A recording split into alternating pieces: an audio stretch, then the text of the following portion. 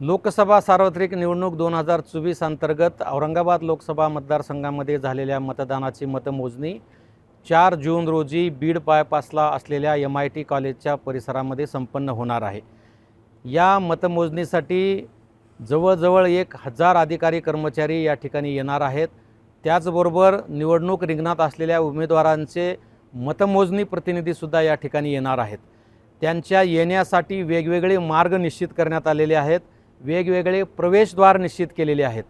त्यामुळं या चित्रफितीच्या माध्यमातून आम्ही आपल्या निदर्शनास आणून देऊ इच्छितो, जे अधिकारी कर्मचारी मतमोजणीच्या कर्तव्यावर हजर असणार आहेत त्यांच्यासाठी MIT कॉलेजचं जे प्रमुख द्वार आहे त्या द्वाराच्या बाजूला असलेली जे पार्किंगची जागा आहे त्या ठिकाणी फक्त आणि फक्त अधिकारी कर्मचाऱ्यासाठी पार्किंगची व्यवस्था केलेली आहे। त्यांनी त्याच प्रवेशद्वारातून आत यायचं आहे। जे उमेदवारांचे मतमोजणी प्रतिनिधी मतमोजणीसाठी येणार आहेत त्यांनी या MIT कॉलेजच्या उजव्या बाजूला, म्हणजे जेव्हा आपण बीडकडून येतो त्या बाजूला एक चैतन्य टेक्नो स्कूल आहे, त्या चैतन्य टेक्नो स्कूलच्या समोर उमेदवारांच्या प्रतिनिधीसाठी पार्किंगची व्यवस्था केलेली आहे। त्यांनी त्याच मार्गाने यावं आणि त्या ठिकाणी पार्किंग केल्यानंतर चैतन्य टेक्नो स्कूलच्या बाजूनच त्यांना मतमोजणी केंद्रामध्ये प्रवेश मिळणार आहे।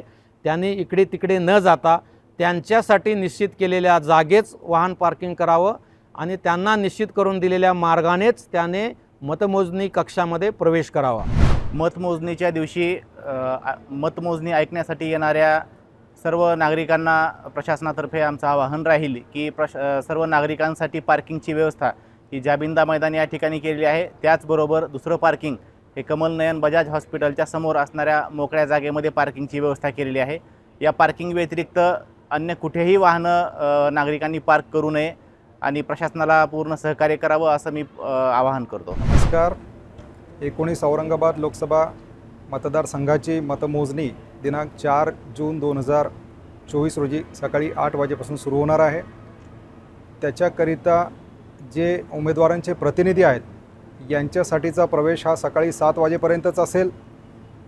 या सर्व उमेदवारांच्या प्रतिनिधींना येत असताना ओळखपत्र आणि उमेदवाराने त्यांना दिलेलं फॉर्म 18 मधील मूळ प्रत आणि डिक्लेरेशन या तिन्ही बाबी घेऊन यायच्या आहेत। आणि जे कर्मचारी आहेत, जे अधिकारी आहेत या मतमोजणीकरिता नियुक्त, या सर्व अधिकारी कर्मचाऱ्यांना सुद्धा निवडणूक निर्णय अधिकारी यांनी दिलेले ओळखपत्र घेऊन MIT या ठिकाणी मतमोजणी केंद्रावर यायचं आहे।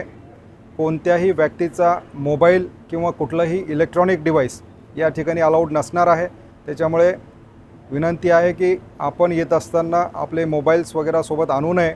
कोणत्याही प्रकारचं रेकॉर्डिंग डिव्हाइस, कोणताही इलेक्ट्रॉनिक डिव्हाइस आणि मोबाईल्स हे स्ट्रिक्टली अलाउड नाही आहेत। त्याच्यामुळे विनंती आहे आपण या गोष्टी थोड्या दूर ठेवाव्यात।